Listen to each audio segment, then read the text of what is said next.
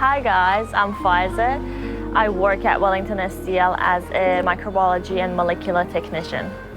Laboratory technicians do different testing to find out what is causing a disease or an infection. We are basically like science detectives who are trying to help the doctors to diagnose and choose the correct treatment for the patient. It makes me feel like I'm doing something good in this world.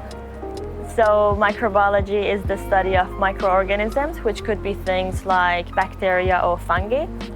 Molecular is just the same thing, but we're looking for the genetic material of those microorganisms. The difference is that in microbiology, you have a sample that you can grow, and because you can grow, then you can do antibiotic testing that's suitable for that bacteria. But in molecular, you have a target, which could be a DNA and RNA, and that's what you're finding. When you're a laboratory worker, you do shift work. I do 8 a.m. until 4:30, and sometimes I have to do 1 p.m. until 10 p.m. I would look at what area I'm covering and how much samples I have in the day that I need to be finishing before I go. But you can never predict the workload.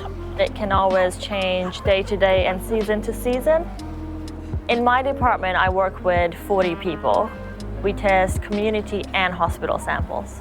So we do a variety of tests on different samples, and those samples could be blood, urine, feces. We do a lot of different kinds of swabs, which could be throat swab, genital swab, wound swab, and you get a lot of different bacteria and microorganisms from all of these. Today I'm doing fecal PCR. So these are for people who have gastrointestinal problems. They could have salmonella, they could have campylobacter. So that's what we're trying to find out by doing this testing.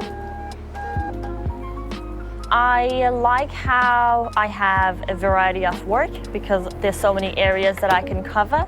Week to week, we always get different microorganisms, which makes it more interesting. I like how in microbiology, things are colorful and every bacteria grows in different conditions. I like how sometimes it can challenge you to think in a different way. I'm looking at some fecal results now. Someone analyzed it earlier, and I'm just doing a second check on it now before we finalize the result. This patient is positive for Giardia. This patient is positive for Campylobacter. This patient is positive for Shigella, and I'm happy with all of them. Perfect. That is all done. This role would suit for someone who is passionate and interested in human health, and they like thinking in a scientific way, and they are up for a challenge. It's also important to know it involves shift work. It's physical. You could be on your feet all day, and it involves a lot of sample handling. This looks like it's so many samples, but this is actually for only 7 samples, and we're on sample 27, and normally we do more than 100, so it's gonna be lots of plates. To get in this job, you need a science-related bachelor, and after that you have to sit for an exam, which is a medical laboratory exam by medical council. From there, you need to work full-time for 1 year to become a registered medical laboratory technician. From being a lab technician, you can also get into research or going into different labs to expand your experience.